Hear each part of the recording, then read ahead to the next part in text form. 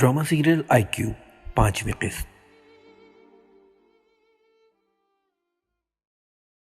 قل اعوذ برب الفلق من شر ما خلق ومن شر غاسق اذا وقب ومن شر النفاثات في العقد ومن شر حاسد اذا حسد۔ آؤ بیٹے تم بیٹھو۔ وہ اسے سامنے بیٹھنے کا اشارہ کر رہی تھی۔ ان کے سامنے کچھ نہیں تھا، صرف زمین تھی اور دیا زمین پر پہلی بار بیٹھ رہی تھی۔ السلام علیکم، تو تمہارا نام کیا ہے بیٹا؟ اسے وہ عورت اتنی بڑی نہیں لگی کہ وہ اسے بیٹا کہتی، مگر کسی کے منہ سے خود کے لیے شفقت بھرا لفظ سن کر اسے اچھا لگا تھا۔ یہ احساس اسے زندگی میں پہلی بار جاگا تھا۔ وعلیکم السلام، دیا احمد نام ہے میرا۔ وہ اپنے بابا کا نام بھول چکی تھی اور اب وہ صرف اپنی نانا کی کاسٹ احمد لگاتی تھی۔ زندگی بھی انسان کو کبھی کبھار ایسی ڈگر پر لاتی ہے جہاں سے ہٹنا ناممکن ہوتا ہے۔ ماشاء اللہ، کتنا پیارا نام ہے تمہارا، دیا احمد۔ بالکل ایسا لگ رہا ہے کہ میرے سامنے کوئی دیا رکھا ہوا ہو جو اللہ کے گھر کو روشن کر دے گا۔ ان کی باتیں سحر زدہ ہوتی تھیں، اور بے شک اللہ والوں کی باتیں سحر زدہ ہی ہوتی ہیں۔ وہ صرف مسکرا دی۔ تو بیٹے تم ابھی کیا پڑھ رہی ہو؟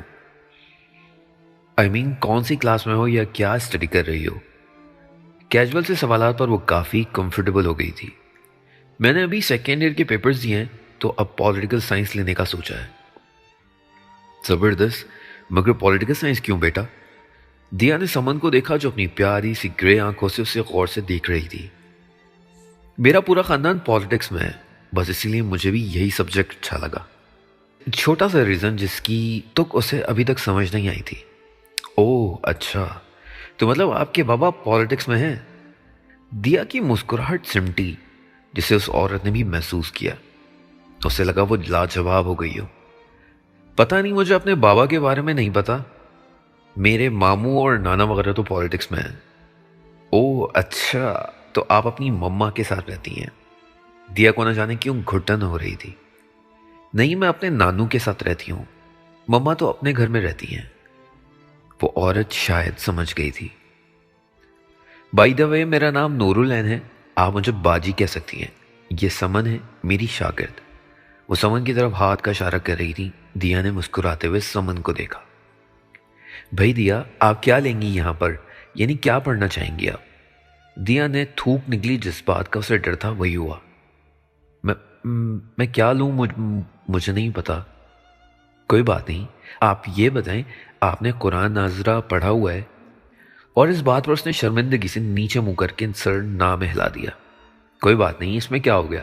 تو پھر ہم ایک کام یہ کرتے ہیں، آپ ناظرہ کے ساتھ ساتھ قرآن کا ہلکا ہلکا ترجمہ بمائے تفسیر پڑھتی جائیں، اور ہر جمعرات کو یہاں پر بیان ہوتا ہے، آپ وہ اٹینڈ بھی کر لیجیے گا۔ بتائیں تو آپ راضی ہیں اس بات پر؟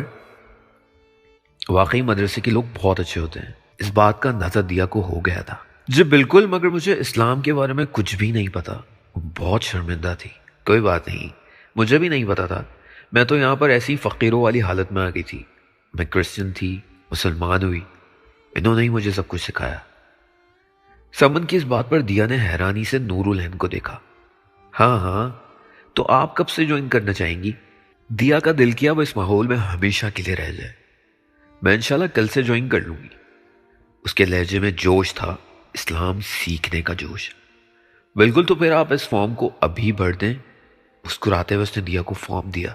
دیا نے فارم لیا اور اسے دیکھا۔ وہاں پر اپنا نام، اپنی جماعت اور اپنی ایج اور فون نمبر لکھنا تھا۔ دیا کی نظر آخر میں پڑی تو وہاں ٹھہر گئی۔ وہاں پر بابا کا نام، شوہر کا نام بھی لکھنا تھا۔ اسے بابا کا نام یاد نہیں تھا۔ دیا نے اسے پین لے کر فارم بھرنا شروع کیا۔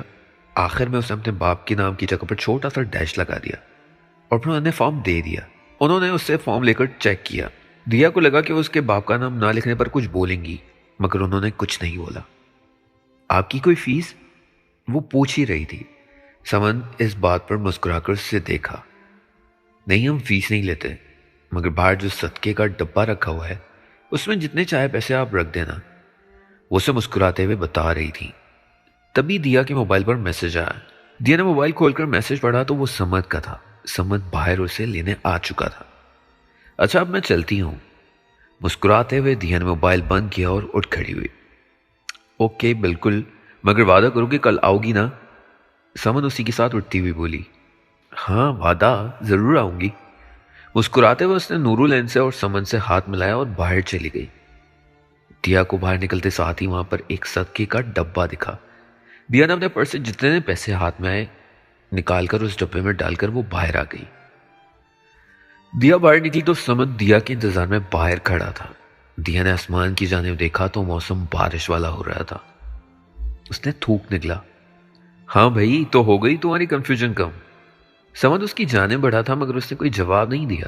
دیا اوپر آسمان کو خوف زدہ نظروں سے دیکھ رہی تھی۔ سمن نے آسمان کی جانب دیکھا جہاں کالے بادل ایک بہت بڑی تعداد میں موجود تھے۔ بارش کبھی بھی ہو سکتی تھی۔ میرے ساتھ گاڑی میں بیٹھو۔ اس کی حالت غیر ہوتے دیکھ کر سمن نے اسے کہا مگر اس کے پاس جواب نادر تھا۔ دیا، سمن نے اس کا کندھا تھپتھپایا تب وہ ہوش کی دنیا میں واپس آئی۔ اس کی آنکھوں میں بے پناہ خوف تھا جو سمن کو دکھ رہا تھا۔ میرے ساتھ گاڑی میں چلو، سمن نے دیا کو دوبارہ بولا مگر وہ وہاں جمی ہوئی تھی۔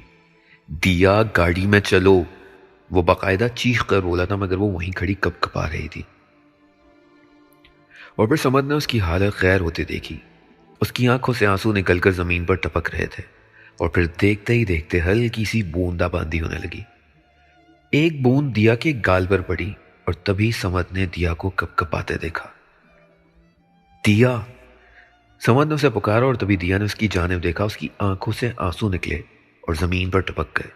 اس کے قدم آہستہ آہستہ آگے کی جانب بڑھ رہے تھے جس کو سمن نے اچھے سے نوٹ کیا۔ وہ اس کی طرف بڑھنے لگا۔ دیا کچھ نہیں ہوا، گاڑی میں چلو۔ وہ بوندا باندی اب آہستہ آہستہ تیز ہونے لگی تھی اور تبھی دیا کی آنکھوں میں خوف دگنا ہو گیا۔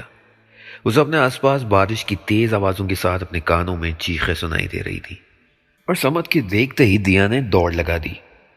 سمن اس کے پیچھے بھاگا۔ وہ اتنی تیز دوڑ رہی تھی کہ سمن کو اس کے پاس پہنچنا ناممکن سا لگ رہا تھا۔ دیا کو لگ رہا تھا جیسے اس کا دماغ اس کے بس میں نہیں ہے۔ پرانی تلخ یادیں اس کے ذہن میں گردش کر رہی تھی۔ مجھے چھوڑو، بچپن کی زور سے آتی آواز دیا کے کانوں میں لگی اور اس کی چیخیں نکلی۔ دماغ سن ہو رہا تھا اور دل بہت تیزی سے دھڑک رہا تھا۔ وہ تیزی سے بھاگ رہی تھی۔ قل اعوذ برب الفلق۔ دیا زور سے بھاگتی ہوئی ایک دم سے کسی چیز سے ٹکراتی ہوئی گری۔ مجھے ڈر لگ رہا ہے۔ بچپن کی خود کی آواز اس کے کانوں میں آئی۔ دیا نے سر اٹھا کر سامنے دیکھا، وہاں کوئی کھڑا تھا۔ وہاں اس کا بچپن کھڑا تھا۔ وہ بھیگی ہوئی تھی، اس کے ہاتھوں سے خون نکل رہا تھا۔ خود کا بچپن اس حالت میں دیکھ کر وہ بہت زور سے چیخی، من شر ما خلق۔ سمد اس تک پہنچ گیا تھا۔ سمد نے اسے پکڑا جو چیخیں لگا رہی تھی۔ وہ نہ جانے سامنے کیا دیکھ رہی تھی۔ مجھے بچاؤ، میں ڈوب رہی ہوں، اس کا بچپن دیا کو بولا۔ دیا کے بچپن کی آنکھوں سے بے پناہ آنسو نکل رہے تھے۔ ہاتھوں سے خون نکل کر زمین پر ٹپک رہا تھا۔ دیا کی آنکھوں میں خوف ایک دم بڑھ گیا۔ وہ سمد کے سینے میں منہ چھپانے لگی۔ وَمِن شَرِّ غَاسِقٍ إِذَا وَقَبَ۔ سمد نے اسے خود میں اچھے سے بھیج دیا۔ وہ بہت گیلی ہو رہی تھی۔ سمد نے اپنی جیکٹ اتار کر اس کے اطراف پہنا دی۔ وہ اسے اٹھانے لگا تھا۔ دیا کو لگا اس کی ٹانگوں میں جان نہیں ہو۔ دیا وہ مشکل اٹھی مگر اس کی نظر سامنے اپنے بچپن پر پڑی۔ اس کا بچپن رو رہا تھا۔ مجھے کوئی تو بچاؤ، مما پپا کہاں ہیں آپ لوگ؟ میں ڈوب رہی ہوں۔ دیا کی آنکھوں سے آنسو نکلے اور وہ پھوٹ پھوٹ کر رونے لگی۔ دیا نے زور سے چیخیں ماری۔ ان چیخوں میں درد تھا، کرب تھا۔ دیا اپنے ہاتھ پیر ہلا کر سمجھ سے خود کو چھڑوانے لگی۔ وہ اپنے بچپن کو بچانا چاہتی تھی۔ وہ خود کو بچانا چاہتی تھی۔ وَمِن شَرِّ النَّفَّثَاتِ فِي الْعُقَدِ۔ دیا نے سمجھ سے خود کو چھڑوا لیا۔ مجھے بچاؤ، مجھے چوٹ لگی ہے، اس کا بچپن زور سے چلایا۔ دیا بھاگتی ہوئی اپنے بچپن کے پاس گئی۔ سمجھ بھاگتا ہوا اس کے پیچھے گیا۔ دیا کی حالت بہت غیر ہو رہی تھی۔ اسے لگ رہا تھا کہ اب وہ مر رہی ہو۔ دیا اپنے بچپن کے پاس پہنچی۔ اس کا بچپن اس کی آنکھوں میں غور سے دیکھ رہا تھا اور وہ اپنے بچپن کی آنکھوں میں۔ دیا نے اس سے ہاتھ لگایا مگر وہ مٹ گیا۔ وہ جگہ خالی ہو گئی. دیا نے زور سے چیخیں ماری. وہ اپنا سر نوچ رہی تھی. وَمِن شَرِّ حَاسِدٍ إِذَا حَسَدَ. اور پھر دیا کو لگا کہ اس میں طاقت نہ رہی ہو. اس کے سر میں بے انتہا درد ہوا. دیا نے اپنے سر کو زور سے پکڑا. اس کی آنکھوں کے سامنے اب اندھیرا چھا رہا تھا. دیا کو لگا کہ اس کے جسم سے جان کھینچ لی گئی ہو اور پھر دیا گرتی چلی گئی. سمن اس سے پکڑا. وہ بے ہوش ہو چکی تھی. اس بارش میں وہ بھیگ رہی تھی. اس بارش میں وہ دونوں بھیگ رہے تھے. سمن اسے بھاؤں میں اٹھایا اور کار کی طرف لے جانے لگا. پڑھ لی باجی جی سورۃ الفلق، اور پھونک بھی دی دیا کو تصور میں. سمن نے قرآن کو بند کرتے ہوئے نور العین سے کہا جو اس کے فارم کو دیکھ رہی تھی. اچھا کیا. سمن کو یہ سمجھ میں نہیں آیا کہ انہوں نے اسے سورۃ الفلق کیوں پڑھوائی، اور وہ بھی دیا کے لیے. نہ جانے کیوں، کیونکہ اس کی باجی تو بہت پر اسرار تھی. جیسے ایک سیپ ہمارے لیے پر اسرار ہوتا ہے کہ اس کے اندر موتی ہوگا کہ نہیں، اور اگر موتی ہوگا تو کون سا. وہ اسی طرح پر اسرار تھی، موتی کے نہ جانے کون سے رنگ کی طرح. سمن دیا کو لے کر فوراً اسے گھر میں داخل ہوا. سارا گارڈن میں نانو اور مسز ہینا کے ساتھ بارش میں نہا رہی تھی، جبکہ نانو بہت فکر مند تھی. انہیں دیا کی بہت فکر ہو رہی تھی. تبھی نانو کی نظر اندر آتے سمن پر پڑی جو دیا کو گود میں اٹھائے ہوئے تھا. تبھی نانو کا سانس جیسے رک گیا. وہ اس کی طرف بھاگی.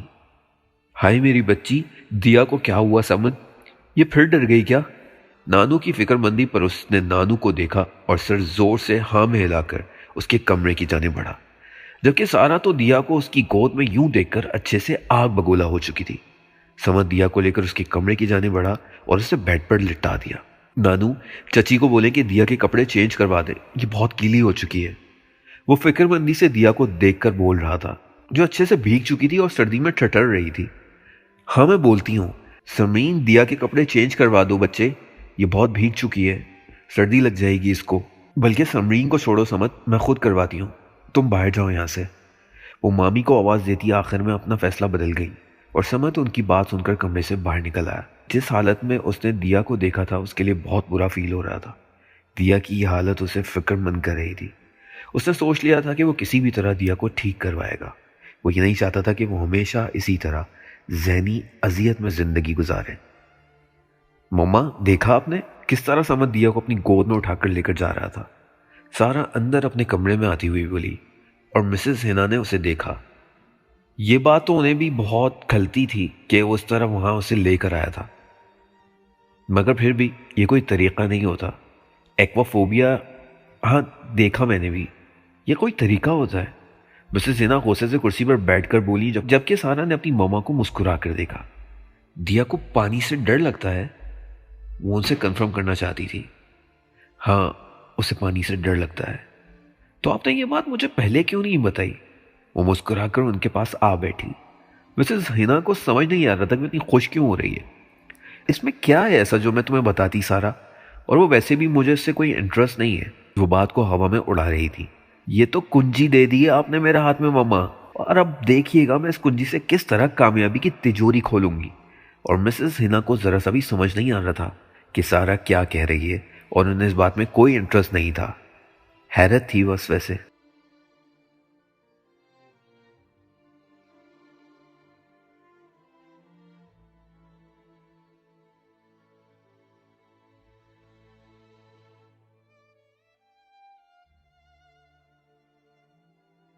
دیا کی آنکھیں آہستہ آہستہ آرام سے کھلیں. پہلے تو سب کچھ دھندلا تھا، مگر آہستہ آہستہ سب کچھ ٹھیک سے نظر آنے لگا. دیا اپنی کونیوں کی مدد سے اٹھی. اسے سر میں بے انتہا درد ہو رہا تھا. آج جو سب کچھ ہوا وہ بہت برا تھا، اس بات کا اندازہ دیا کو تھا. یہ اس مہینے میں اس کا تیسرا اٹیک، اور اسے یہ بات گھل رہی تھی. پتہ نہیں کیوں اسے اس طرح ہو رہا تھا، جبکہ اس نے کورس بھی دوبارہ شروع کیا تھا. دیا اپنے بیڈ سے اٹھی تو اسے سامنے صوفے پر سمت سورج سے ٹیک لگائے آنکھیں بند کیے نظر آیا. اسے نہ جانے کیوں عجیب لگا تھا کہ وہ اسے اس طرح اٹھا کر لایا تھا اور اس طرح وہ اس کی کیئر کرتا تھا. سمت، اس نے ہولے سے اسے پکارا. اس کے پکارتے ہی سمت کی آنکھیں کھلیں اور وہ اس کی جانب بڑھا. ہاں کوئی کام تھا تمہیں؟ پانی چاہیے؟ دوں؟ وہ پانی کی طرف اشارہ کر رہا تھا. دیا نے نہ میں سر ہلایا اور تھوک نکلی. سمت تم اس طرح مت کیا کرو. اسے بہت عجیب لگ رہا تھا. اسے یہ بات کہنا بھی عجیب لگ رہی تھی. مطلب کیا مت کیا کروں؟ وہ دیا کے پیروں میں بیٹھا تھا، مگر پھر بھی اس کا قد اتنا لمبا تھا کہ وہ اس کے پیروں میں بیٹھے بھی اس کے بالکل سامنے تھا۔ دیا کو خود اس کے ساتھ بات کرنے کے لیے نیچے جھکنا پڑ رہا تھا۔ یہ جو تم نے کیا نا، مجھے یوں مت اٹھا کر لایا کرو۔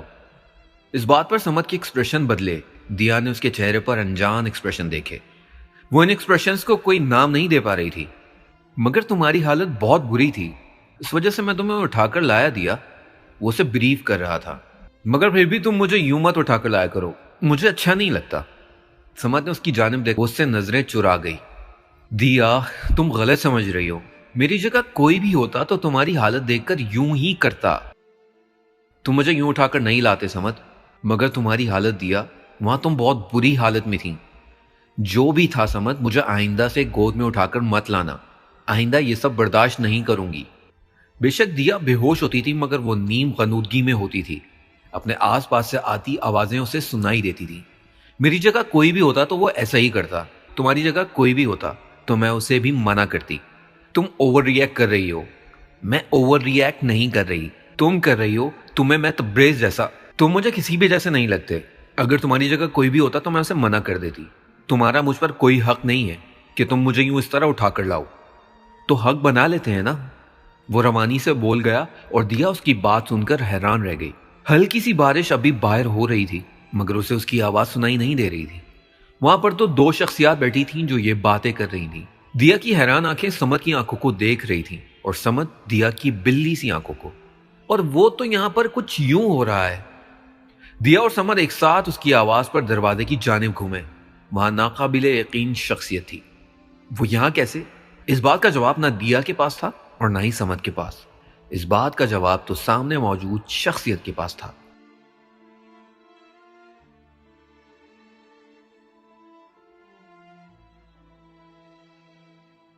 کیوں، کیا ہوا؟ مجھے دیکھ کر تم دونوں کا ایسے شوق کیوں لگ گیا؟ ارے یار، کرو نا رومانٹک باتیں۔ وہ کیا کہہ رہے تھے تم سمت؟ تبریز نے انگلیوں کو پیشانی پر مسلتے ہوئے کہا۔ ارے ہاں، تو حق بنا لیتے ہیں۔ کون سا والا حق بنانا ہے تم نے؟ بھائی بہن والا یا پھر؟ اس نے جان بوجھ کر بات ادھوری چھوڑ دی، جبکہ اس بات پر دیا کو بے انتہا غصہ آ رہا تھا۔ اس کا دل کیا کہ وہ اس کا منہ نوچ دے۔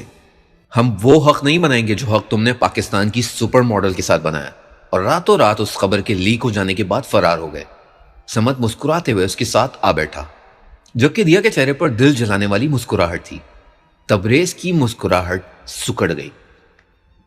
اگر تم میرے گریبان میں ہاتھ ڈال رہے ہو تو مت بھولو کہ تمہارا گریبان بھی صاف نہیں ہے۔ یہی بات آپ کے لیے بھی ہے تبریز بھائی۔ دیا، وہ چپ رہ جاتی۔ اگر ایسا ممکن تھا تو پھر ناممکن کیا ہوگا؟ اور ویسے بھی آپ لندن ہی گئے تھے نا؟ سمت نے تبریز کی جانب دیکھا۔ تبریز کے ایکسپریشن بدلے تھے۔ کیوں؟ کب کی فلائٹ تھی آپ کی؟ کل گئے اور کل ہی آ گئے تھے کیا؟ کیوں، کیا لندن والوں نے کوئی نئی ٹیکنالوجی بنائی ہے جو بارش میں بھی ایئرپلین صحیح سلامت اڑایا جا سکتا ہے؟ دیا کی لاجک پر تبریز سلجھا تھا۔ تبریز کو نہیں سمجھ آتا تھا کہ وہ اتنی حاضر دماغ اور شارپ کیسے ہے۔ پڑھائی میں تو اس کا دل لگتا نہیں تھا۔ تمہیں اس سے کیا دیا میڈم؟ تمہیں جواب دینے کا پابند نہیں ہوں میں۔ دیا نے ٹانگ کے اوپر ٹانگ رکھی۔ تو کیا اس سپر ماڈل کو جواب دینے کے پابند ہیں، یا اپنے اس باپ کو جو پرسوں رات آپ کی ماں کو سر پر گہری چوٹ لگا کر لندن فرار ہو گیا؟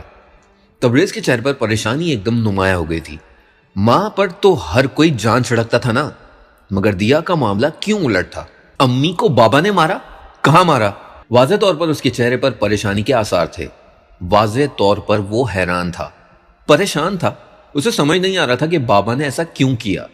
سر پر اتنی گہری چوٹ تھی کہ خون بے تحاشا نکل رہا تھا۔ نانو کو تو پتہ بھی نہیں تھا۔ میں اور سمت مامی کو ہسپتال لے کر گئے اور ان کی مرہم پٹی کروائی۔ وہ اپنا احسان جتلانا نہیں بھولی۔ میں آتا ہوں۔ تبریز اٹھا اور باہر نکل گیا۔ تم اپنی دوائیاں بتاؤ کہاں ہیں، میں تمہیں دے دیتا ہوں۔ تبریز کی جاتے ہی سمت دیا کی طرف مڑتے ہوئے بولا، آپ چھوڑ دیں، میں خود۔ او پلیز دیا، اتنا فارمل نہ ہو۔ تم مجھے بتاؤ تمہاری دوائیاں کہاں ہیں، میں خود تمہیں دے دیتا ہوں۔ وہ اٹھا اور خود ہی سائڈ ٹیبل کے دروازوں میں اس کی دوائیاں ڈھونڈنے لگا۔ کلاس ڈراز میں۔ دیا نے ٹانگیں اوپر کی اور کمبل خود پر لپیٹ کر لیٹ گئی۔ سر میں اب بھی بے انتہا درد تھا۔ نہ جانے کیوں اسے اتنے اٹیکس ہو رہے تھے۔ مہینے میں 3 بار اٹیکس کا ہونا اس کے لیے بہت برا تھا۔ دیا یہ ٹیبلٹس ایکوافوبیا کے لیے ہیں۔ دیا نے سمد کے ہاتھوں کی جانب دیکھا، وہاں اس کے ہاتھوں میں ٹیبلٹس کی تھیلی تھی جسے وہ کھول کھول کر اچھے سے دیکھ رہا تھا۔ ہاں یہ گرین والی دے دو مجھے، وہ اپنی پیشانی کو مسلتے ہوئے بولی، مگر وہ ساتھ ہی سمد کے چہرے پر اڑی ہواؤں کو اچھے سے دیکھ سکتی تھی۔ دیا یہ دوائیاں فوبیا کو کم کرنے کے لیے نہیں ہوتی؟ دیا نے حیرانی سے اسے دیکھا، اسے سمجھ نہیں آ رہا تھا کہ وہ کیا کہنا چاہ رہا ہے۔ تو پھر کیوں ہوتی ہیں یہ دوائیاں؟ یہ دوائیاں کرمنلز کو ٹارچر کرنے کے لیے دی جاتی ہیں، جس کی وجہ سے ان کا دماغ بہت ہی عجیب خیالات بنانے لگتا ہے۔ یہاں ان کا امیجنری ورلڈ ان کے سامنے انہیں بہکا رہا ہوتا ہے۔ دیا کو لگا جیسے اس کے ساتھ وہ مذاق کر رہا ہو۔ نانو لاتی تھیں اس کے لیے یہ دوائیاں، ایسا کیسے؟ یہ دو مجھے، نانو لے کر آتی ہیں یہ دوائیاں میرے لیے، ایسا کیسے ہو سکتا ہے؟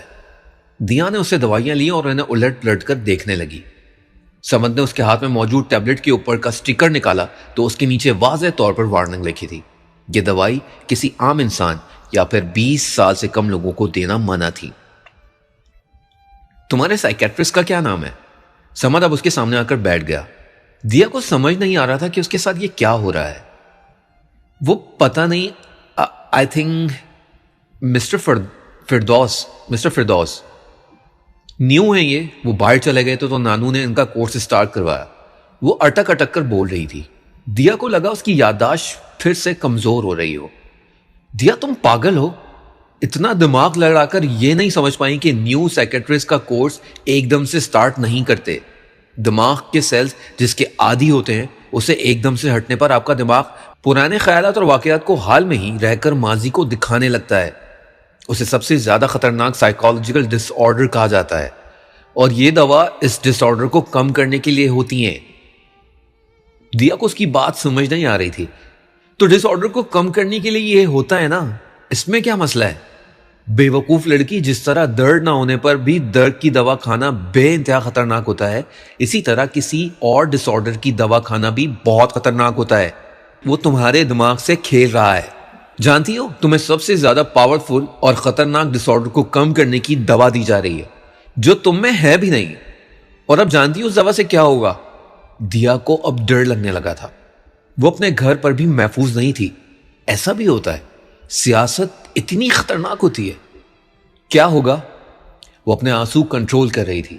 اس سے ذہنی بیمار بنانے کی کوشش کی جا رہی تھی۔ اس بات کا دکھ بھی بہت زیادہ تھا۔ وہ ڈس آرڈر جو تم میں ہے ہی نہیں، وہ اب پیدا ہونا شروع ہو جائے گا۔ پانی کا خوف اب اور بڑھنے لگ جائے گا۔ کرمنلز کو تبھی یہ دوا دی جاتی ہے۔ دیا کو یاد آیا، اس نے بچپن کا وہ خوف اپنی آنکھوں کے سامنے دیکھا تھا۔ اس وقت اس کے سامنے فلیش بیک لائیو چل رہا تھا، مطلب وہ ڈس آرڈر میں پیدا ہونا شروع ہو چکا تھا۔ اور یہ سب کون کر رہا ہے؟ نانو تو ایسا نہیں کر سکتی۔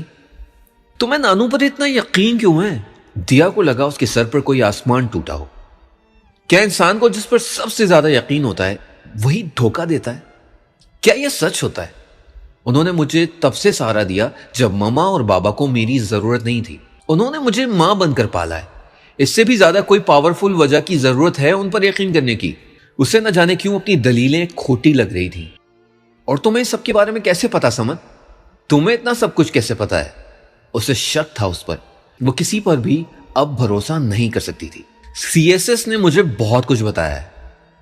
ان کے ڈاکٹر نے مجھے بتایا کہ ان ساری چیزوں کے بارے میں، اور خود ایکوافوبیا میری مما کو تھا۔ وہ مسکرا کر اسے بتا رہا تھا، نہ جانے دیا کو کیوں اس کی مسکراہٹ میں بھی دکھ کا عنصر نمایاں لگا۔ تو تم میرے پاس کیوں آگے سمجھ؟ ان کو تمہاری ضرورت ہوگی نا۔ اللہ کے پاس چلے جانے والے انسانوں کو ہماری نہیں، نیکیوں کی ضرورت ہوتی ہے۔ دیا کچھ بول نہیں پائی۔ سمجھ نے اسے کچھ بولنے کے قابل چھوڑا ہی کب تھا۔ اچھا خیر، آئندہ سے ان دوائیوں کو مت کھانا، فی الحال پانی سے دور رہو، اور ہاں، نانو سے اس بارے میں مت پوچھنا، میں خود پتہ لگاؤں گا۔ اب تم آرام کرو۔ وہ اس سے دوائیاں لیتا اٹھ گیا۔ نہیں، میں آرام نہیں کروں گی، مجھے نانو سے قرآن لینا ہے۔ وہ اٹھ رہی تھی۔ قرآن؟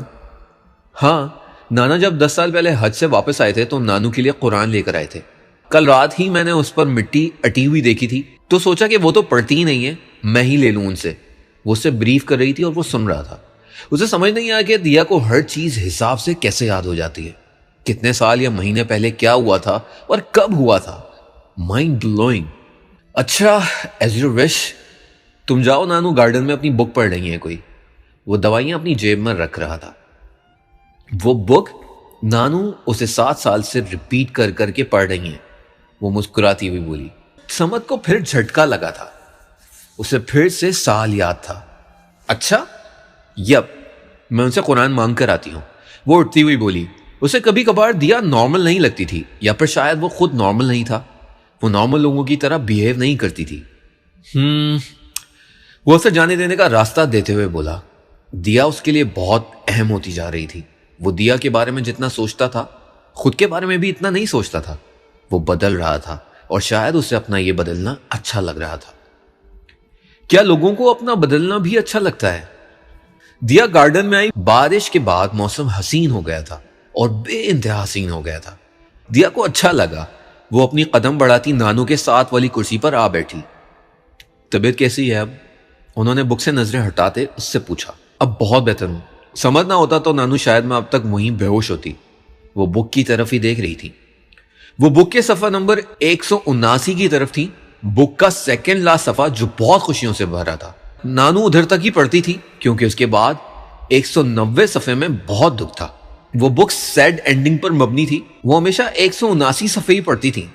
190 صفحہ آج تک انہوں نے کبھی نہیں پڑھا تھا. دیا نے سر پر دوپٹہ لیا. نانو آپ قرآن نہیں پڑھتی؟ اس نے نانو کو بک پڑھتے ہوئے دیکھ کر پوچھا. وہ جس طرح مگن ہو کر بک پڑھ رہی تھی انہیں یہ سوال کافی عجیب لگا. ہاں پڑھتی ہوں, کبھی کبھی پڑھ ہی لیتی ہوں. دیا کو الجھن ہوئی. پڑھ ہی لیتی ہوں یعنی پڑھا ہی نہیں جاتا کیا؟ کب کب پڑھتی ہیں آپ؟ اس نے نانو کو اس کے گھر میں تو کبھی قرآن پڑھتے ہوئے نہیں دیکھا. تم یہ سوال کیوں پوچھ رہی ہو؟ انہیں اس کی باتوں پر تشویش ہو رہی تھی. وہ ان کی توجہ اپنی بک سے ہٹوا چکی تھی کیونکہ نانا کا پہلے حج سے لایا ہوا قرآن شیلف کے اوپر رکھا تھا اور اس پر مٹی اٹی ہوئی تھی. آخری بات پر اسے شرم آئی تھی. ہم قرآن کو سالوں کے بعد پڑھتے تھے. جانے کیوں؟ جبکہ وہ تو روز پڑھنے والی کتاب ہے. تو تم یہ کہنا چاہ رہی ہو کہ میں نے قرآن کبھی پڑھا ہی نہیں؟ میں قرآن پڑھتی ہی نہیں ہوں. اب تم مدرسے جانے لگی ہو تو مجھے دین سمجھا رہی ہو, بڑی بن رہی ہو مجھ سے. اور نانو کی اس بات پر اس کا دل ڈر سا گیا. نہیں نانو, میں یہ نہیں کہہ رہی. میں تو یہ کہہ رہی ہوں کہ وہ قرآن آپ مجھے دے دیں. اس نے سر پر دوپٹے کو دوبارہ سیٹ کیا.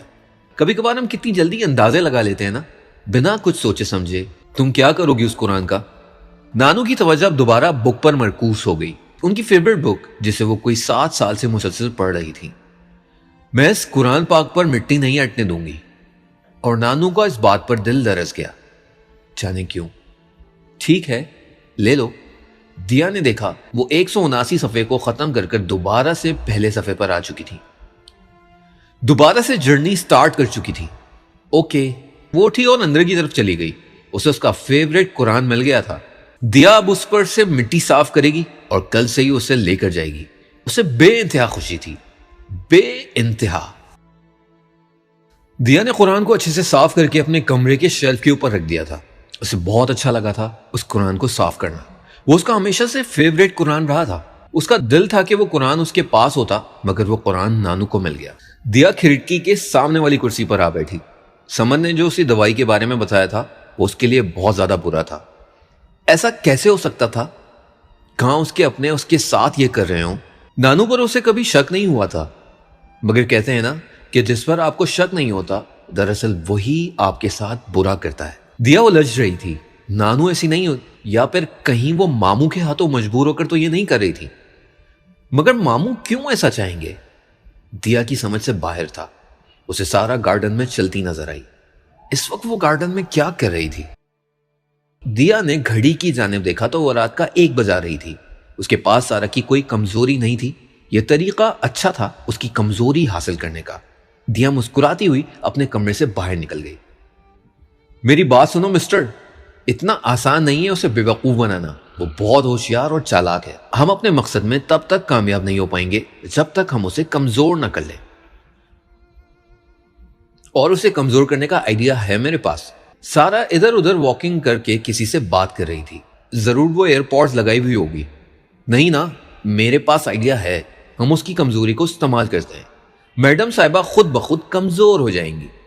سارا کی ہنسی اسے اس وقت بے پناہ مکرو لگی. دیا جھاڑیوں کے پیچھے چھپی ہوئی تھی. کچھ بھی ہو سکتا تھا. دیا کو لگا کہ جیسے اس کی بات ہو رہی ہو. تم نے اسے اس کی دوائیوں والی بات پر تو الجھا دیا تھا نا. دیا کو اب اچھے سے یقین ہو گیا تھا کہ اس کے بارے میں ہی بات ہو رہی تھی اور جس سے وہ بات کر رہی تھی وہ سمت تھا. ہاں تو بس اب تم اسے میری والی دوائیاں دینا اور کہنا کہ یہ اچھی ہیں. پھر جب وہ دوائیاں کھائے گی تو خود بخود کمزور ہو جائے گی. سارا اپنے بالوں سے کھیل رہی تھی. دیا کے ساتھ دھوکا ہو رہا تھا. وہ ہر جگہ سے پھنسی ہوئی تھی.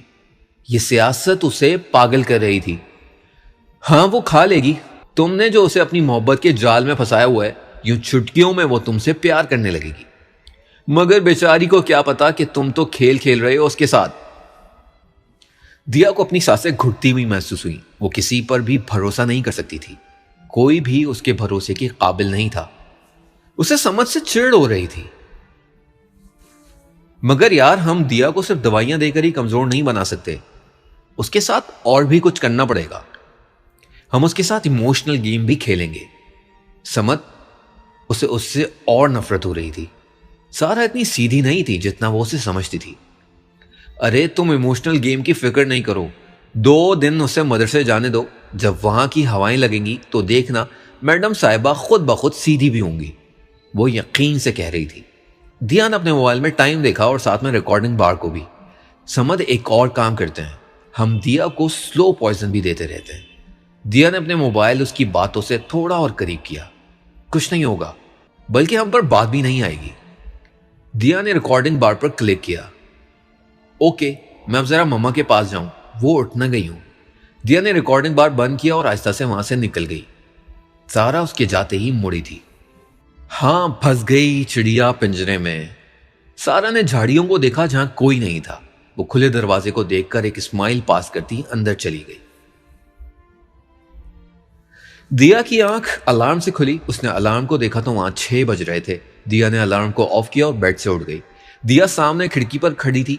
کیا نہیں ہوا تھا کل اس کے ساتھ؟ دھوکا، فریب، جھوٹ، سب کچھ. مگر وہ اتنی آسانی سے سارا یا سمت پر یقین نہیں کر سکتی تھی. دیا کو اچھے سے اس دوائی کا نام یاد تھا مگر اس نے یہ کام مدرسے سے آنے کے بعد کرنے کا سوچا.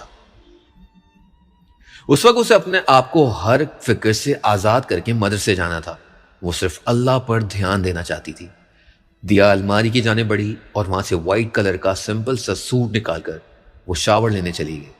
جبکہ آخر میں وہ اپنی الماری کے آخری حصے کو دیکھنا نہیں بھولی تھی جہاں پر کوئی خاص چیز رکھی تھی. بے انتہا خاص چیز. سمت صبح ہی صبح جاگنگ کے لیے اٹھ گیا تھا. آج اس نے جاگنگ گارڈن میں ہی کرنے کا سوچا تھا جبکہ تبریز بھی آج حسب توقع گارڈن میں چلا آیا تھا. تم اپنی تراش خراش کے بعد کافی ہینڈسم ہو گئے ہو. باہر جاتے ہوگے تو لڑکیاں تو مر مٹتی ہوں گی تم پر. وہ اس کو کمپلیمنٹ دے رہا تھا یا طنز کر رہا تھا سمت کو سمجھ نہیں آیا. پتہ نہیں میں تمہاری طرح لڑکیوں پہ اتنا دھیان نہیں دیتا. وہ لڑکیوں پر زور دیتے ہوئے بولا. اس کی اس بات پر تبریز کے ہونٹوں پر مسکراہٹ آئی تھی. تو دیا کو لڑکیوں میں شمار نہیں کرتے تم کیا؟ سمت کو اچھے سے سمجھ آ گیا تھا کہ اب وہ طنز کر رہا تھا. تبریز صاحب طنز کے علاوہ کر بھی کیا سکتے تھے؟ دیا تو دل میں رہتی ہے میرے. وہ تو چھچوری لڑکیوں سے کئی گنا الگ ہے. سلجھی ہوئی اور شارپ لڑکی. وہ اقرار کر رہا تھا. تبریز کے چہرے پر ایک مسکان آئی. سمت کھلے عام ہر بات کہہ دیتا تھا. اس بات کا اندازہ تبریز کو ہو گیا تھا. او ہو کبھی یہ جاننے کی کوشش کی تم نے کہ دیا کے دل میں کون رہتا ہے؟ ہو سکتا ہے کہ وہ کسی اور کو پسند کرتی ہو. تبریز کھیل رہا تھا. سیاستدان ایسے ہی تو کرتے ہیں. وہ کھیلتے ہیں. وہ کسی کو بھی پسند کرتی ہو مجھے کوئی فرق نہیں پڑتا. میرے لیے معنی یہ رکھتا ہے کہ میں اس کو پسند کرتا ہوں. That's it. سمت نے ٹاول سے اپنے پسینے پوچھے. او مائی گاڈ تم مجھ سے کھیل رہے ہو سمت؟ تبریز سلمان احمد سے. وہ ہنسا. سمت کو اس کی ہنسی زہر لگی تھی. سمت کو ہمیشہ سے ہی اس کی ہنسی زہر لگتی تھی. اور تبریز سلمان احمد صاحب یہ کیوں بھول گئے کہ 30 سال پہلے میرے بابا کے ساتھ ایک کھیل کھیلا گیا تھا اور پھر 20 سال پہلے بھی. تبریز صاحب خود کا کھیل کیوں بھول جاتے ہیں؟ تم اتنے جذباتی کیوں ہو جاتے ہو؟ میں جذباتی نہیں ہوتا مسٹر تبریز سلمان احمد. جذباتی تو آپ ہوتے ہیں. ایک خبر کیا ثبوت کے ساتھ لیک ہو جاتی ہے آپ تو ڈرنا ہی شروع ہو جاتے ہیں. بھاگ جاتے ہیں لندن کا کہہ کر گھر سے. سمت چوٹ کر رہا تھا. یہ سارے سیاستدان ایسے ہی تو کرتے تھے. چوٹ وہاں لگاتے تھے جہاں درد زیادہ ہوتا تھا. چوٹ وہیں تو لگائی جاتی ہے جہاں درد سب سے زیادہ ہو، ورنہ چوٹ لگانے کا کیا فائدہ؟ اوہ ہماری بلی ہم ہی کو میں آؤ۔ کون سی تمہاری بلی؟ کیا کیا تم نے میرے لیے ذرا بتانا۔ سمد کو بے پناہ غصہ تھا اور تبریز اپنی عادت کے مطابق مسکرایا۔ بابا نے جو تمہیں جائیداد کا اتنا سارا حصہ دیا، احسان فراموش نکلے یار تم تو۔ کون سا حصہ؟ وہ حصہ میرے بابا کا حق تھا جسے تم لوگوں نے دبا کر رکھا تھا۔ سمد تبریز کے سامنے کھڑا تھا اور تبریز سمد کے سامنے، وہ دونوں برابر قد کے تھے۔ حق؟ کون سا حق مسٹر سمد احمد صاحب؟ آگ کر دیا تھا تمہارے باپ کو دادا نے۔ میرے بابا کے لیے تمیزدار الفاظ یوز کرو تبریز، ورنہ چاچو تک پہنچنے میں مجھے دیر نہیں لگے گی۔ اوہ اچھا ریئلی؟ ان دونوں کی آنکھیں ایک دوسرے کی آنکھوں میں گڑی ہوئی تھی۔ سمد مجھے مدرسے چھوڑ دو۔ ان دونوں کو اتنا قریب دیکھ کر دیا کو معاملے کی سنگینی کا احساس ہو رہا تھا، تبھی وہ فوراً سے ہی اپنا کام بول گئی۔ اس کے بولتے ہی وہ دونوں پیچھے ہوئے۔ ہاں چلو۔ دیا کو تیار دیکھ کر سمد گاڑی کی طرف بڑھا۔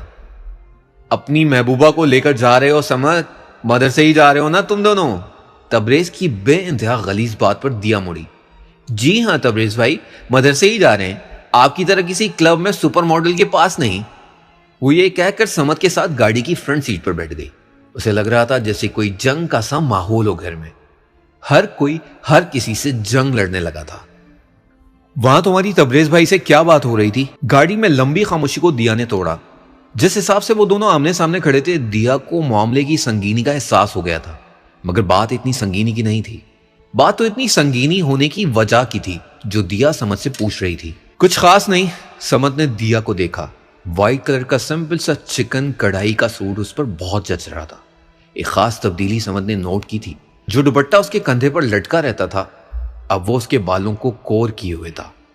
وہ بھی نور کے حالے میں مقیدہ نور لگ رہی تھی، جو نصیب والوں کو ملتا ہے، اور ایسے نصیب رکھنے والے کہاں ملتے ہیں۔ جھوٹ مت بولو، تم دونوں کی آنکھوں میں جو وحشت اور جنون تھا نا، اسے صاف لگ رہا تھا کہ کوئی بہت سیریس بات ہے جس کی وجہ سے یہ جنون اور وحشت تم دونوں کی آنکھوں میں اتر آئی تھی۔ دیا نے سینے پر لگائے قرآن کو نکالا۔ وہ بلیک قرآن مجید تھا، بہت پیارا سا، جو ہمیشہ حاجیوں کو تحفے میں ملتا تھا۔ اب جب تم نے اتنا آبزرو کر ہی لیا ہے تو یہ بھی کر لیتی کہ ایسی کون سی بات تھی جس کی وجہ سے ہماری آنکھوں میں اتنا جنون اور وحشت تھی۔ دیا کو سمجھ نہیں آیا کہ وہ بول رہا تھا یا پھر طنز کر رہا تھا۔ کبھی کبھار تو اسے سمجھ کے بارے میں کچھ بھی سمجھ نہیں آتا تھا۔ تم ناراض تو مت ہو، میں نے تو بس وہی کہا جو میں نے دیکھا۔ اب میں صرف تم سے ہی تو یہ سب کچھ کہہ سکتی ہوں۔ دیا کو نہ جانے اس کا یہ اکھڑا پن کیوں برا لگا، یا یہ نئی انڈرسٹینڈنگ کا تقاضا تھا، یا پھر اسے اپنا اپنا سمجھنے لگی تھی۔ ہاں جانتا ہوں، دیا کو ان لفظوں میں بھی اکھڑ پن ہی دیکھا۔ نہ جانے کیوں لوگ اتنی جلدی بدل جاتے ہیں، نہ جانے کیوں۔ وہ صرف سوچ ہی سکی۔ دیا نے کچھ بھی کہنے سے گریز کر کر قرآن شریف کو کھول دیا۔ وہ قرآن ترجمے والا نہیں تھا، ادھر سب سے پہلی سورت ہی سورت الفاتحہ کی تھی۔ دیا نے سورت الفاتحہ کے بارے میں یہی سن رکھا تھا کہ یہ مرنے والوں کی قبر کے سامنے پڑھ کر ان کو صدقہ جاریہ کر دی جاتی ہے، اور ہم نے قرآن کی صورتوں کو بھی مختص حالت کے لیے رکھا تھا۔ کوئی مر گیا تو سورہ یاسین پڑھ کر صدقہ جاریہ کر دو، کوئی مشکل میں ہو تو چاروں کل پڑھ لو، کسی پر آصب ہو تو سورت البقرہ پھونک دو، قبر کے عذاب سے بچنے کے لیے سورت الملک پڑھ لو، کسی کی شادی کے لیے سورت الرحمن پڑھ کر اسے تحفے میں دے دو۔ مطلب قرآن بھی مطلب کے لیے پڑھا جا رہا تھا۔ ہم نے کبھی اس کی طرف غور ہی نہیں کیا۔ تمہیں کچھ لینا ہے تو لے لو دیا، نہ جانے کتنی دیر تک بیٹھی رہو گی، پھر بی پی لو ہو جائے گا تمہارا۔ دیا کی سوچ کا تسلسل ٹوٹا اور اس نے ساتھ میں بیکری کو دیکھا۔ اسے سمد کا یوں خیال کرنا اچھا لگتا تھا۔ پتہ نہیں کیوں اسے سمد کی بات اچھی اور برے لگنے لگی تھی۔ پتہ نہیں اسے کیا ہو رہا تھا۔ نہیں، وہاں پر کینٹین ہے، میں وہاں سے لے لوں گی۔ اوہ پلیز دیا، تمہیں اور کھانا کھانا یاد ہو، ایسا ہو ہی نہ جائے، میں خود ہی لے کر آتا ہوں تمہارے لیے کچھ۔ سمد اٹھا اور گاڑی کو اچھے سے لاک کر کے بیکری میں چل دیا۔ دیا مسکرا دی۔ اسے اچھا لگتا تھا اس کا یوں خیال کرنا، مگر اسے ان دونوں کی یوں آپس میں تبریز اور سمد کی اس طرح بات کرنا بھی کھٹکتا تھا۔ ضرور کچھ تھا جو اس سے چھپایا جا رہا تھا۔ دیا نے ونڈو سے سمد کو دیکھا جو اس کے لیے جوس نکال رہا تھا، اس کا فیوریٹ مینگو جوس۔ اسے دیکھ کر دیا کے پتلے سے ہونٹوں پر مسکراہٹ رہیں گی۔ تم نے جو اسے اپنی محبت کی جال میں پھنسایا ہوا ہے، یوں چٹکیوں میں وہ تم سے پیار کرنے لگے گی۔ مگر بیچاری کو کیا پتا کہ تم کھیل کھیل رہے ہو اس کے ساتھ۔ دیا کی مسکراہٹ سمٹی۔ وہ کیسے کل رات والی بات بھول گئی؟ کیسے؟ وہ یہی تو کر رہا تھا، اس کا خیال رکھ رہا تھا، اسے اہمیت دے رہا تھا، اس کے لیے سٹینڈ اٹھا رہا تھا۔ سب کچھ تو بالکل ویسا ہی تھا جیسے کل سارا نے فون کرتے ہوئے اس سے کہا تھا، مگر وہ اس سب پر کیسے یقین کر لے؟ ہمیشہ آنکھوں کا دیکھا اور کانوں کا سنا سچ نہیں ہوتا، یہ اس کی زندگی کا رول تھا۔ آنکھوں کا دیکھا اور کانوں کا سنا وہ کبھی بھی سچ نہیں مان سکتی تھی جب تک تحقیق نہ کر لے، تب تک۔ یہ لے لو دیا، اپنے پرس میں رکھ دو، ایک شاپر سمد اس کی طرف بڑھاتا ہوا بولا، جسے دیا نے اپنے دائیں ہاتھ سے لے کر اپنے بلیک پرس میں رکھ دیا۔ سمد نے گاڑی سٹارٹ کی۔ سمد، ایک بات پوچھوں؟ سمد کو ڈرائیونگ کرتے دیکھ کر اور مدرسے کی گلی میں مڑتے دیکھ کر وہ بولی، تم نے کل حق والی بات کیوں کی تھی؟ اسے کل کی بات کھٹک رہی تھی، وہ اس کا خیال رکھ رہا تھا، اسے حق والی بات کھٹک رہی تھی۔ دیا نے سمد کے چہرے کے تاثرات میں کوئی تبدیلی نہیں دیکھی۔ It was just a slip. بھول جاؤ اس بات کو، زندگی میں بہت سی باتیں بے معنی ہوتی ہیں، اس طرح یہ بھی تھی۔ تم مدرسے جاؤ اور مجھے اپنی چھٹی سے 10 منٹ پہلے میسج کر دینا، میں لینے آ جاؤں گا۔ وہ گاڑی مدرسے کے سامنے روکتے ہوئے بولا۔ دیا کو لگا اس کا دل کسی نے مٹھی میں لے لیا ہو۔ جسٹ اے سلپ، اتنی بڑی بات بے معنی تھی؟ اس کا خیال کرنا بے معنی تھا؟ سمد نے اس کی جانب دیکھا تو دیا کی آنکھوں میں درد اور کرب نظر آیا۔ وہ نظریں چرا گیا۔ دیا کو لگا وہ جہاں کھڑی تھی آج پھر وہاں لا کر پٹخ دی گئی ہو۔ سب کچھ وہیں سے شروع ہو گیا تھا جہاں پر اس نے چھوڑا تھا۔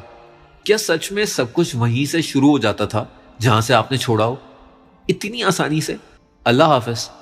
دیا قرآن کو سینے سے لگائی گاڑی سے نکل گئی۔ وہ اب کبھی خواب نہیں بنے گی، اس نے فیصلہ کر لیا تھا۔ خواب کبھی نہیں بننے چاہیے، اور ایک ماں باپ سے ریجیکٹ ہوئی بھی لڑکی کو خواب بننے کا ویسے بھی کوئی حق نہیں ہوتا۔ ایک بار پھر وہ سمد کے ہاتھوں ریجیکٹ ہوئی تھی۔ ماں باپ سے ریجیکٹ ہونے کے بعد یہ اس کی دوسری ریجیکشن تھی جو اسے زندگی بھر یاد رہی۔ اس کے مدرسے کے اندر جانے کے بعد سمد نے سیٹ سے ٹیک لگا کر آنکھیں مون لی۔ اس کے آنکھیں مونتے ہی اس کی آنکھوں سے ایک آنسو نکل کر سیٹ پر ہی کہیں گم ہو گیا۔ کاش تم مجھے سمجھ سکتی دیا، کاش میں تمہیں سمجھ سکتا۔ وہ دیا کی سیٹ کو دیکھ کر بڑبڑایا، اور بے شک کچھ باتیں آپ صرف خود سے کہہ سکتے ہیں اور کچھ خود سے بھی نہیں کہہ سکتے۔ سمد نے گاڑی سٹارٹ کی اور ایک آخری بار اس کے مدرسے کی طرف نظر ڈال کر وہاں سے گاڑی زن سے بھگا لی۔ سمجھ جانتا تھا کہ وہ اسے کال نہیں کرے گی، وہ اسے نہیں بلائے گی، وہ خود سے آ جائے گی۔ وہ کہتا تھا کہ وہ اسے نہیں سمجھ سکا۔ کیا سچ میں وہ دیا کو نہیں سمجھ سکا؟ یا وہ یہ نہیں سمجھ سکا کہ وہ دیا کو سمجھ چکا ہے؟ کیا سچ میں ہم کچھ نہیں سمجھ سکتے؟ دیا مدرسے کے اندر داخل ہوئی۔ اس کے دائیں طرف 2 سفید موروں کا اضافہ ہو چکا تھا۔ اسے کل تک یہ سب کچھ بہت اچھا لگ رہا تھا، مگر آج جیسے سب کچھ پھیکا پڑ گیا تھا، اور لہجوں کے بدل جانے سے انسان بھی بدل جاتا ہے۔ وہ مدرسے کے داخلی دروازے سے اندر داخل ہوئی۔ وہ آنسوؤں کو ضبط کر رہی تھی۔ ضبط کرنے کی وجہ سے اس کا چہرہ لال ہو رہا تھا۔ وہ کہیں کونے میں چھپ کر رونا چاہتی تھی، اپنے دل کی بھڑاس نکالنا چاہتی تھی۔ ارے دیا، السلام علیکم، اندر اس طرف آؤ۔ اسے پھر اسی جگہ کھڑے دیکھ کر سمن نے کہا۔ دیا نے قرآن کو سینے سے لگائے سمن کو دیکھا۔ وہ اسے ہی دیکھ رہی تھی۔ وعلیکم السلام۔ اس کے سلام کا جواب ملتے ہی سمن اس کا ہاتھ پکڑ کر سیدھی طرف بنی سیڑھیوں کے برابر میں ایک کمرے کی طرف لے آئی، جہاں اس کی جیسی بہت سی لڑکیاں بیٹھی قرآن پاک پڑھ رہی تھیں۔ دیا کا دھیان بھٹک چکا تھا۔ یہاں پڑھنا سب قرآن پڑھتی ہیں، تم ادھر اس طرف بیٹھو، باجی ابھی آتی ہی ہوں گی۔ سمن اس کے کان میں بڑبڑا کر اسے وہاں چھوڑ کر چلی گئی، جبکہ دیا کو پھر سے کنفیوژن نے آ گھیرا تھا۔ دیا تھوک نکل کر اس کی بتائی ہوئی جگہ پر بیٹھ گئی۔ اس کے سامنے ایک چھوٹی سی وائٹ کلر کی پلاسٹک کی ڈیسک تھی۔ دیا نے اسے اپنے قریب کھینچا اور اس پر قرآن پاک رکھ دیا۔ وہاں ہر طرف لڑکیاں جھوم جھوم کر قرآن پڑھ رہی تھیں۔ اسے سمجھ نہیں آ رہا تھا کہ وہ کیا پڑھے۔ اس نے قرآن پاک کھولا تو اسے پھر سے سورۃ الفاتحہ دکھی۔ اس نے الحم پر انگلی پھیری۔ ایک سکون اسے اپنے دل میں اترتا محسوس ہوا۔ السلام علیکم ورحمۃ اللہ وبرکاتہ۔ دیا کا دھیان اپنے آس پاس سلام کرتی لڑکیوں پر گیا۔ دیا نے اندر آتے برقعے میں لپٹی ایک باجی کو دیکھا۔ وہ نورالعین تھی۔ اس نور کے حالے میں خود کو لپٹائی ہوئی اپنے نام کی طرح ایک نور جو ان کے چلنے سے آس پاس بکھر گیا تھا۔ دیا نے دیکھا اس کے سامنے والی لکڑی کی ڈیسک جس کے طرف 2 گاؤ تکیے رکھے ہوئے تھے وہ وہاں آ کر بیٹھ گئی. لڑکیاں انہیں دیکھ رہی تھی. وعلیکم السلام ورحمۃ اللہ وبرکاتہ. ان کے سلام کا جواب ملتے ہی لڑکیوں کے قرآن پاک پڑھنے کی تیز تیز آوازیں آنا شروع ہو گئی. دیا خود میں جیسے سمٹ سی گئی ہو.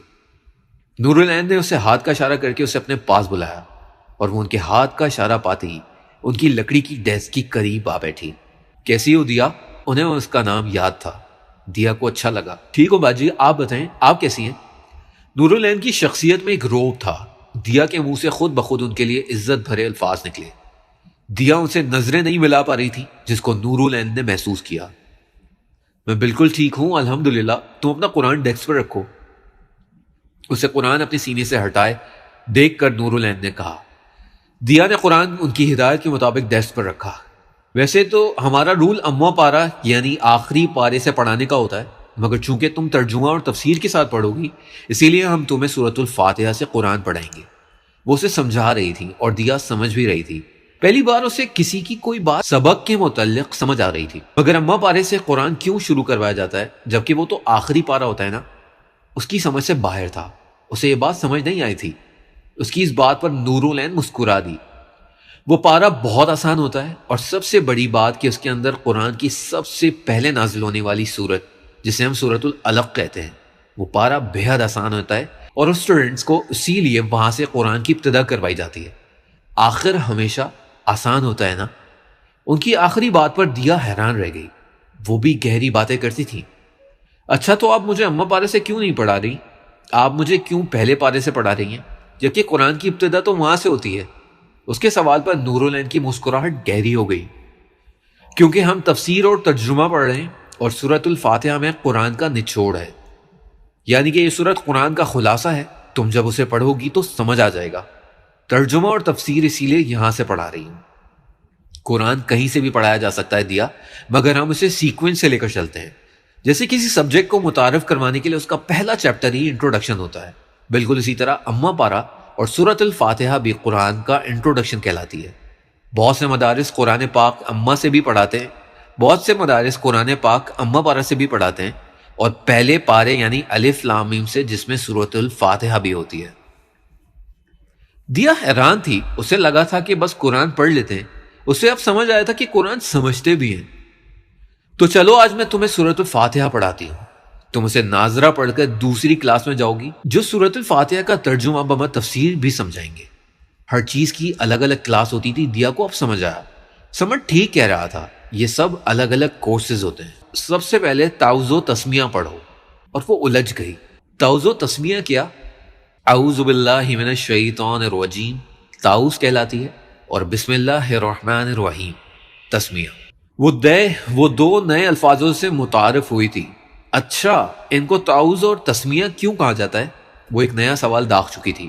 نور العین کو سمجھ آ چکا تھا. وہ نارمل نہیں تھی. وہ عام انسانوں کی طرح نہیں تھی بلکہ وہ کافی الگ تھی. وہ بہت خاص تھی. تعوذ کا مطلب پروٹیکشن چاہنے کے ہیں. تعوذ میں ہم شیطان سے پناہ مانگتے ہیں. عربی میں اس کا مطلب پناہ مانگنا ہوتا ہے، یا پھر اعوذ باللہ کا مطلب شیطان سے پناہ مانگنا. بالکل اسی طرح تسمیہ کا مطلب نام دینا ہے، نام کا ہونا، یعنی کہ بسم اللہ کہنا یعنی اللہ کے نام سے شروع کرنا. تسمیہ ایک یونانی لفظ ہے جو لڑکیوں کا بھی نام ہوتا ہے جس کے معنی نام دینا کے ہوتے ہیں یا پھر نام کے دینے کے ہوتے ہیں. اس لیے تعوذ اور تسمیہ نام کہلاتے ہیں. وہ اسے سب سمجھا رہی تھی. قرآن کو سمجھنا آسان نہیں تھا. اس بات کو دیا اچھے سے سمجھ چکی تھی. جانتی ہو تسمیہ کے پیچھے ایک ہسٹری ہے. یہ ایک یونانی لفظ ہے. یونان میں ایک جزیرہ تھا جس کو جزیرہ پیلاپس کہا جاتا تھا. یہ جزیرہ یونان کے قدیم بادشاہ نے بنوایا تھا جس کی وجہ سے اس جزیرے کو یہ نام دیا گیا. ایک قدیم بادشاہ کا نام پیلاپس تھا جس کے معنی تسمیہ دینے کے. پھر یہ لفظ ہوتا ہوتا تسمیہ بنا اور دیا حیران رہ گئی. ایک لفظ کے پیچھے بھی دنیا آباد تھی جس سے وہ بے خبر تھی. انٹرسٹنگ. اس کی آنکھیں چمکی. ہسٹریز کو جاننے میں اس کی آنکھیں ضرور چمکتی تھیں. اچھا چلو اب سبق کی طرف آئیں. نور العین نے دیا کی چمکتی آنکھوں کو دیکھ کر کہا. جی ایک کام کرو دیا، اتنی جلدی ترجمہ و تفسیر پر مت آؤ. آج سورۃ الفاتحہ پڑھ کر کل تم آنا ترجمے کے لیے. مجھے یاد آیا کل سے نیا سیشن شروع ہو رہا ہے تو کل ہم سورۃ الفاتحہ کے بارے میں بات کریں گے. اوکے؟ اور اسے بھلا کیا پرابلم تھی اس کو مدرسے سے بہت کچھ سیکھنے کو مل رہا تھا۔ جی اوکے، اس نے مسکرا کر انہیں دیکھا اور سورۃ الفاتحہ پڑھنے پر توجہ دینے لگی۔ دیا سورۃ الفاتحہ پڑھ چکی تھی اور حیرت انگیز طور اور اسے ایک مرتبہ پڑھنے پر ہی وہ سورت یاد ہو گئی تھی۔ اس وقت لڑکیوں کے لنچ کا ٹائم تھا، تبھی دیا اپنے پرس سے لے کر باہر گارڈن میں آ بیٹھی تھی اور اب وہ پرس سے لنچ نکال رہی تھی۔ اس لنچ میں پیزا کا ایک سلائس، مینگو جوس اور ایک سلاد کا پیکٹ تھا۔ یہ سب اس کے پیٹ بھرنے کے لیے کافی تھا۔ دیا نے سلاد کا پیکٹ کھول کر سائڈ پر رکھا اور جوس کھول کر بھی اسے سلاد کے ساتھ رکھ دیا۔ دیا نے سلاد کا پیکٹ اٹھایا اور اسے کھانے لگی۔ اوئے ہوئے، ادھر بیٹھی ہو تم اور میں تمہیں پورے مدرسے میں ڈھونڈ رہی۔ سمن اس کے ساتھ دھپ سے آ کر بیٹھ گئی۔ دیا نے مسکرا کر اسے دیکھا۔ وہ دیا کو پہلے ہی نظر میں پیاری لگی تھی۔ ہاں، وہ مجھے مور پسند ہے نا، اس لیے بس۔ سمن نے مسکرا کر اس کے پاس پڑا پیزا کا سلائس لیا اور اسے کھولنے لگی۔ اگر میں یہ کھا لوں تو تمہیں مسئلہ تو نہیں ہوگا نا؟ اپنی آنکھوں کو ٹمٹما کر سمن نے دیا سے پوچھا۔ دیا اس کی اس ادا پر کھلکھلا دی۔ ہاں ہاں کھا لو، کتنے ڈرامے باز ہو تم ویسے سمن، ساری ٹرکس آتی ہیں تمہیں۔ اس بات پر سمن نے پیزا سلائس پر لگی تھیلی اتاری اور اسے کھانے لگی۔ ہائے، ابھی تم نے میرے ڈرامے بازیاں دیکھی کہاں ہیں؟ ابھی تو تم دیکھو گی۔ وہ خالص دیا کو ڈرامے کا وہ کردار لگی جو بے رنگ ڈرامے میں بھی خوشنما رنگ بھر دیتی ہو۔ اوہو واہ واہ، مسکرا کر دیا نے سمن کو دیکھا۔ دیا جو تمہیں مدرسے چھوڑنے آتا ہے وہ کون ہے؟ اس کا جوس کو پکڑنے کے لیے جاتا ہاتھ رک گیا۔ دیا کو نہ جانے کیوں اس کی بات پر دکھ ہوا تھا۔ کزن ہے وہ میرا، ہلکی سی آواز جسے سمن نے آگے ہو کر سنا۔ تمہارا کزن ہے وہ؟ سیاست میں ہے وہ تو، اتنی بڑی ٹیم بنی ہوئی ہے اس کی، پتہ ہے اس بار کا الیکشن تو پکا وہی جیتے گا۔ دیا نے جوس کا سپ لیا۔ اس کے لیے سمن کی بات کرنا بہت مشکل ہو گیا تھا۔ جانتی ہوں، نہ جانتے ہوئے بھی اس نے جھوٹ بول دیا۔ اسے دکھ ہوا تھا سمن نے اسے اس بارے میں نہیں بتایا تھا۔ وہ دوسروں کے منہ سے اس کے بارے میں سن رہی تھی۔ تم اسے پسند کرتی ہو دیا؟ سمن کی اس بات پر واقعی وہ حیرت زدہ ہو گئی۔ نہیں، میں کیوں پسند کروں اسے؟ تمہاری آنکھوں میں اس کے ذکر پر میں نے چمک دیکھی۔ دیا کو اپنا آپ انسیکیور فیل ہوا، یعنی اس کے جذبات اب لوگوں کو دکھ رہے تھے۔ چمک؟ ایسا نہیں ہے، تمہیں غلط فہمی ہوئی ہوگی۔ دیا کو عجیب لگ رہا تھا، وہ نہیں چاہتی تھی اس کا اپنا آپ اس طرح کسی کے سامنے کھل جائے۔ پتہ ہے دیا، قرآن پڑھنے والی لڑکیاں جھوٹ نہیں بولتی۔ وہ اگر بول بھی دینا تو ان کے چہرے سے یہ صاف واضح ہو جاتا ہے کہ وہ جھوٹ بول رہی ہیں۔ نور کی سفید چادر میں کالا داغ واضح ہوتا ہے دیا۔ تو کیا وہ نور بن گئی تھی؟ نور کی وہ چادر جو بالکل سفید ہوتی ہے، کیا وہ سب کو نظر آ جاتی ہے؟ دیا کو خود ڈر لگا۔ ایسا نہیں ہے جیسا تم سوچ رہی ہو سمن۔ پہلے ایک اٹریکشن تھی مجھے اس میں، مگر اب وہ ختم ہو گئی ہے۔ بے معنی سے اٹریکشن تھی۔ دیا احمد کسی کو پسند نہیں کر سکتی سمن، اور دیا احمد کو تو کوئی بھی نہیں کر سکتا۔ ریجیکٹ ہوئے ہوئے لوگوں کو کون پسند کرتا ہے؟ آخری بات اس نے دل میں کہی۔ تو کیا دیا احمد مجھے پسند نہیں کرتی؟ اور دیا احمد کو نہیں پتا کہ سمن اسے پسند نہیں کرتی، نور العین اسے پسند کرتی ہے؟ پتا ہے نور العین باجی کیا کہتی ہیں؟ کیا کہتی ہیں؟ وہ کہتی ہیں کہ انسان کو اپنے آپ کو کبھی بھی برا نہیں کہنا چاہیے۔ جب ہم خود کی عزت نہیں کریں گے تو کوئی ہماری عزت کیوں کرے گا؟ اور وہ حیران رہ گئی۔ پہلی بات وہ ایسی بات سن رہی تھی۔ نور العین باجی واقعی ٹھیک کہتی ہیں۔ دیا نے مسکرا کر سمن کو دیکھا۔ وہ پیزا کا سلائس کھا چکی تھی۔